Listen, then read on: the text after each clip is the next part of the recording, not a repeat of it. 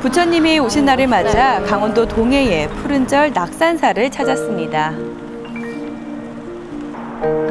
아름드리 소나무들마다 천년 고찰의 위엄을 고스란히 드러내고 있는 낙산사. 절 입구인 무지개 모양의 홍예문을 지나자 스님께서 반갑게 맞아주십니다. 안녕하세요. 안녕하세요. 어디서 오셨습니까? 저는 여수시내고향에서 왔습니다. 어디서 오셨습니까? 절에 오셨으니까 원래 절에서는 누구든지 오시는 분들한테 다 공양을 줍니다. 공양부터 먼저 하시고 설구경을 하도록 하시죠. 정말요, 감사합니다. 누구에게나 무료로 식사가 제공되는 낙산사에 열린 공양간. 불교의 자비를 몸소 체험할 수 있는 곳이기도 한데요. 그런데 이 말없이 식사만 하시는 스님 모습에 저도 모르게 살짝 긴장이 되더라고요. 원래 침묵을 해야 되는 건가 보죠? 네, 여기에는요, 다 이유가 있다고 합니다. 공양을 할 때도 원래 떠들면 안 돼요. 우리가 지금 밥을 우리가 공양을 하지만 대화를 나누는 것은 서양식이지 절집안의 방식은 아닙니다. 삼묵당이라고 해서 침묵을 지켜야 돼요. 밥 먹을 때는 침묵하면서 소중한 시주의 은혜로 만들어진 밥을 먹으면서 어떻게 수행을 할 것인가를 생각하면서 먹는 것이 바로 불교에서는 밥 먹는 곳, 욕실, 해유소 이 세 곳을 침묵하는 곳으로 정하고 있는데요. 저도 수행자의 마음으로 밥알 한 톨의 소중함을 느낄 수 있는 시간이었습니다. 푸른 바다에 발을 담그고 있는 오봉산, 그리고 그곳에 자리한 낙산사. 10년 전 큰 불로 씻을 수 없는 상처를 입어야 했던 낙산사입니다. 지금도 그날의 흔적을 곳곳에서 볼 수가 있었는데요.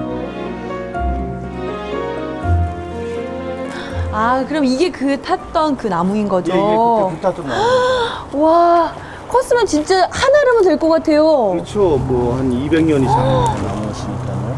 와. 작은 불씨 하나로도 수백 년, 수천 년의 역사가 사라질 수 있었습니다. 그 씻을 수 없는 상처들 가운데서도 다행히 파릇파릇 새살이 돋아나고 있었는데요. 화재가 난 지 10년이 지난 지금, 낙산사는 어떤 모습으로 복원됐을까요? 가장 궁금했던 곳이 바로 범종로였는데요. 화마에 휩싸인 채 누각이 녹아내리던 모습 아마 모두가 기억하실 겁니다. 많은 분들이 안타까워하셨죠. 보물제 479호였던 동종은 현재 보물 지정이 해제된 상태로 이제는 복제품이 그 자리를 대신하고 있습니다. 다행히 이제 그 당시에 미리 사진을 찍고 치수를 정해놓은 곳이 있어서 거기에 따라서 만들었는데 사실은 조선 초기를 대표하는 아주 중요한 종입니다. 예종이 자기 아버지인 세조임금의 명복을 빌기 위해서 낙산사에 주조를 해서 기증한 겁니다. 2005년 4월 화재 당시 홍해문에서 범종로까지 피해가 가장 컸다고 하는데요.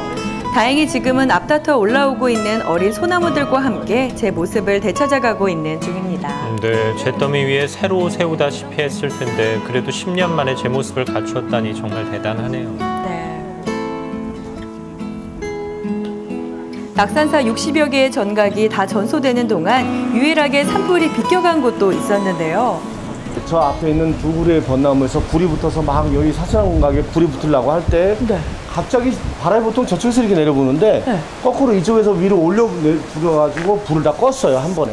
아, 그럼 이건 안 탄 거예요? 네, 그래서 이 사천각하고 이 밑에 있는 나무들이 안 탄 겁니다. 그래서 오래된 나무들이 그래서 남아요. 그냥 좀 다행입니다.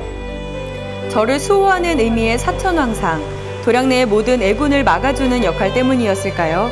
유일하게 조선시대에 만들어진 그대로 남아있는 사천왕문인데요. 주춧돌엔 천년 고찰의 역사가 고스란히 배어 있습니다.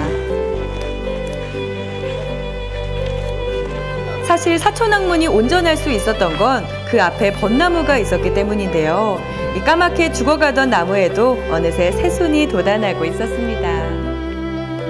기적처럼 돋아난 고목의 새순처럼 잿더미였던 낙산사도 새로운 모습으로 다시 피어납니다.